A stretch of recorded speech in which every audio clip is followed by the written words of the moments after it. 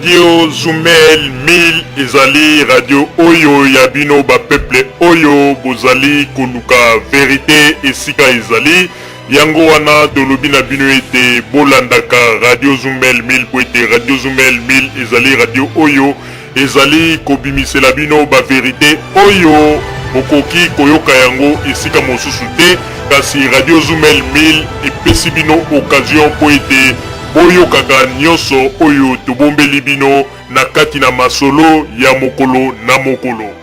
Ndeko mobali pe ndeko mwasi ebongi na bino koyokaka tango nyonso Radio Zumel 1000 po ete ezali radio oyo ezali kolongola bato kobanga pe kopesa ba information oyo ezali penza kati na bosolo yango wana ndeko koluka mosika te tala Radio Zumel 1000 ezali pene na yo yokaka Radio Zumel 1000 po ete ezali lokola vitamine B oyo ezali kokota na kati na nzoto na bino pe kopesa bino santé.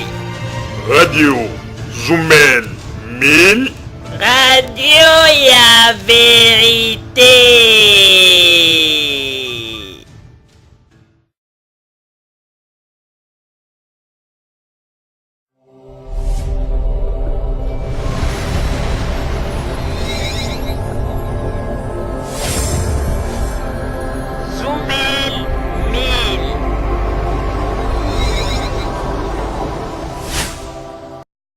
Bandeko babolingo sikoyo tozali kopesa bino information oyo bato mingi bazali na ignorance kati na masolo yango. Information tozali kopesa bino bandeko mingi tomoni ndenge bavovi balobi ke François Hollande a saboté les raïs. Balobi ba makambo ndenge na ndenge que François Hollande na Joseph Kabila courant zalaki koleka te. Mais bandeko ba bolingo eloko tokoyebisa na bino tokebaka na ba radio trottoir. Ndenge kaka baloba bandeko libanda ezali kati te.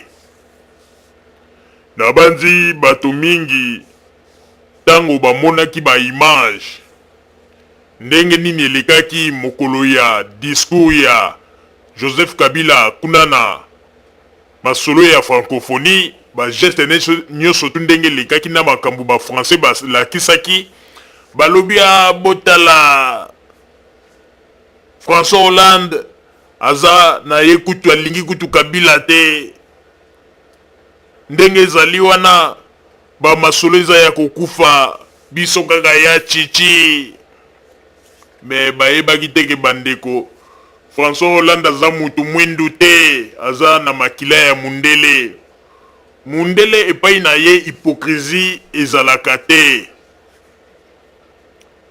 Bandeko babolingo na nyonso tu wana elobamaki bato basalaki nde erreur bayebaki teke ndenge ezalaki wana Joseph Kabila na François Hollande courant ezalaki nango kitoko.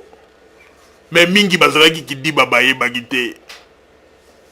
Mingi bazalaki wana samboul. Mingi bazalaki wana babandaki ko rêver.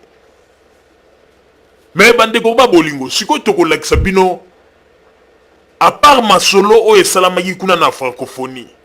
Tokolakisa bino ndenge Joseph Kabila na François Hollande tango bakutanaki na bisika na bango ya kundelpe bandeko esika ya ba masolo ya kati esika o basolo laki ba masolo ya relation intime entre Congo na France botala ndenge ambiance ezalaki pona kolakisa ete boza kovova boza koloba po nini botikali kaka na ignorance lokola bakotisi bino ba kelasi ya ignorance ya poto awa koyoka kaka ba makambu de bouche à l'oreille soki bazweli bino likambo ya lokuta batieli bino na internet ele bino botangi ele bobandi koloba tala kutu boye tala kutu mutu wana ndenga zalaki balobi boye tala kutu mutu wana dikosi na ye ezali mulai ba makambu kaka ya lokuta baza koyebisa na bino.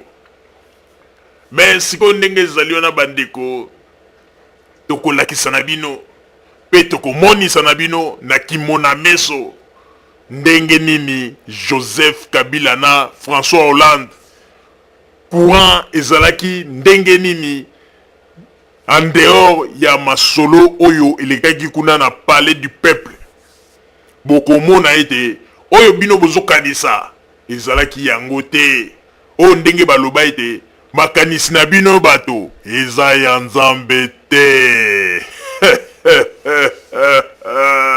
bandeko yo za kopesa témoignage François Hollande kutubo ndeko yo zalaki na kati ya mutema ya François Hollande po yeba makambo nyonso tu François Hollande aza kokanisa soki François Hollande aza kokanisa makambo boza koloba apesi poko na bino rejet kuna pourquoi apesi Tshisekedi rejet pourquoi bandeko Tshisekedi alela Tshisekedi alela beta gri aloba ndenge nini abunda panda 32 ans bandeko tokolakisa bino nyonso tuna mawa na pasi tokolakisa bino ndenge nini bandeko basimbisi Tshisekedi vraiment pulu na maboko bandeko awelelaki o ndenge baloba ete soki nanu babengi yo te kolela kondima présenter yango nde ba makambo toyite komone pa Tshisekedi bandeko François Hollande kuta azalaki kokipe te bandeko ye moko akimi mbangu mpo akende kondima président bandeko akutani na yango bandeko basenga ye bapreuve na makambo mosusu bandeko vie ntango abima kaka boye liboso bakamera vie akomi kolela o nabunda na masolo ya dictature pendant 32 ans bandeko azoyeba teke François Hollande bayebi mpe bamasolo ya Congo bayebi bamakambo nini eleka akoaprendre moto eloko moko te mpo aza kolobaka bunda pendant 32 ans me na ntango oyo bandeko sikoyo tozali kotiela bino botala nanu ambiance ndenge ezalaki mpo na bato balobaki ete o François Hollande na Joseph Kabila masolo kutu mobulu mais sikoyo tokotiela bino ba image botala ndenge nini ambiance elekaki pe nsima na yango tokotiela bino pe tolakisa bino ndenge nini koko na bino aplernichaki na kobimo abimaki na kati ya salle ndenge nini alelaki tokotalisa bino wana nyonso tu Papa Botamba ba image s'il vous plaît.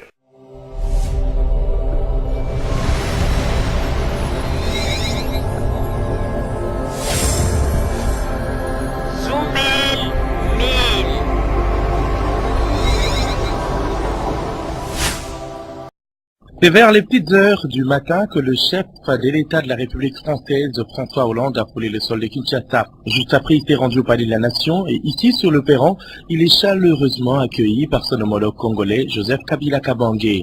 Les deux personnalités des hauts rangs vont se diriger vers une salle aménagée pour un entretien franc et élargi à d'autres personnalités des deux pays, à savoir Roland Fabius, ministre français des Affaires étrangères, et Ben Guigui, ministre de la francophonie.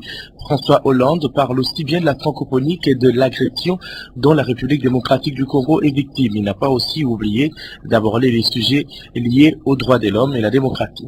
Moi, je suis venu à Kinshasa pour le sommet de la francophonie, parce que c'est une grande cause qui nous réunit tous, la promotion de la langue française, ce qu'elle exige aussi, c'est-à-dire une même conception de la démocratie, du droit, du développement. Nous en discuterons tout au long de ces 2 jours.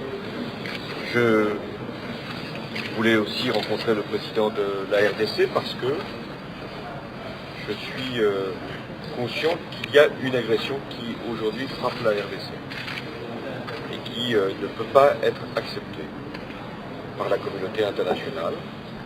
C'est la raison pour laquelle j'étais intervenu à l'Assemblée générale des Nations Unies pour demander le renforcement de la mission de l'ONU et je voulais m'entretenir avec le président Kabila sur la meilleure manière de pouvoir protéger les populations qui sont aujourd'hui victimes de ce qui se passe au Kivu. Pour ce qui est de la démocratie, la France, elle porte des valeurs, des principes et partout où elle a à s'exprimer, elle les rappelle. S'il y a eu des progrès, encore faut-il de ces derniers jours, il y a un processus en RDC, je souhaite qu'il soit conduit jusqu'à son terme et je rencontrerai les organisations politiques, les organisations non gouvernementales pour bien m'imprégner de cette réalité. Ainsi donc, les jalons sont posés pour un bon sommet de la francophonie.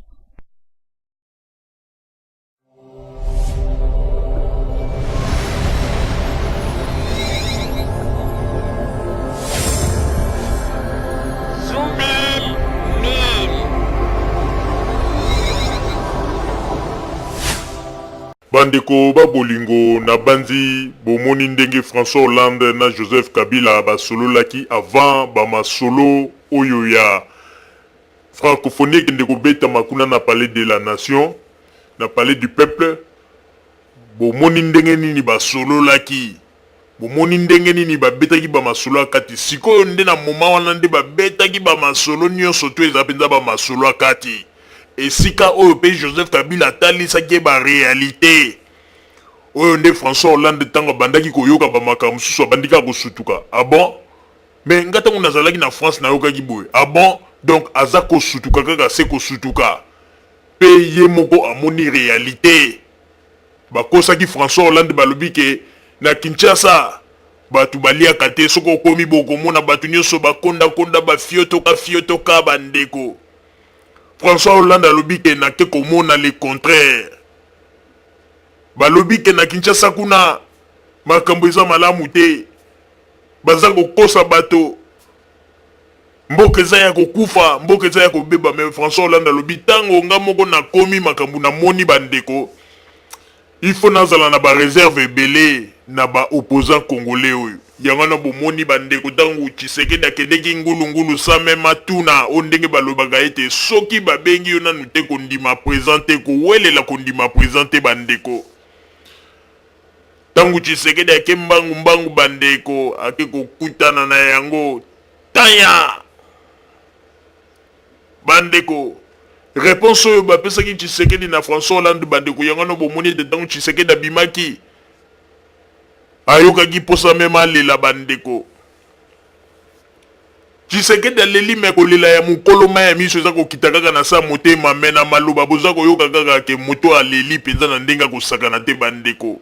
Esalaki nga mawa tango na moni ya Jean modèle aleli bandeko. Ya Jean aleli alobi ke ngai na bundi panda 32 ans na badikitatiri nyonso tuo tuzadi kulekisa wana Kongo. Ndenge nini sikoyo na makambo oyo nyonso nga nasadi ata difuta moko na kozwa te eleka kaka boy na kokutika likambo oyo te. Ya Jean leli me oleli okolela yo na nani bandeko. François Hollande alobi yango bi alobi bokonzi nyonso to muta kozwa sikoyo na Congo. Il faut ezala kaka na voie ya ba élection. Aboyi o mutu moka kendeki boye ndenge tomonaki Roger Lumbala ke na ndenga kiengidila na ba kote ya ba Rwanda na Burundi bandeko pa kende koluka bokonzi. Masolo ekomi déjà carré. Ba Roger Lumbala ndenge sko basi ba moni ba masolo ndenge ezali kotambola ba moni ke situation ekomi mobulu. Dio mindongala pe bandeko na mandefu na ye bandeko. Pona nini ba Congolais bazalaka na posa kaka bapesanga kaka posa ya kolela. Dio mindongala bandeko. Nzoka ndeke ndeko bomba na ye. Tango yoki ke François Hollande ko ya bandeko amitikeli mandefu bota bandeko me mandefu ngo modele boteleli bandeko. Na mawa bandeko. Ba Congolais balingo lelisa biso tangu nyonso bandeko. Ake ko bomba na tiki mandefu bandeko. Tomona kata bato bakanga bango na ba prison. Ezala ta mandefu bele soki batiki eloko liboso ko welela na kata mandefu me. Dio mindongala tiki mandefu na stratégique. François Hollande mona ngo bandeko. Bandeko boyebi ke tangu makambo ezalaki na palais du peuple francophonie bandeko Dio mindongala aye na chapeau na ye wana bomonaki alataki bandeko atiki tala bandefu bandeko. Soki François Hollande ye akiti na mutuka na ye bandeko Dio mindongala aza kotiaka elongi bo po François Hollande atala ngo ba François Hollande pe kara bandeko aza kotala ngo te bandeko. Elongi ekomi neti bato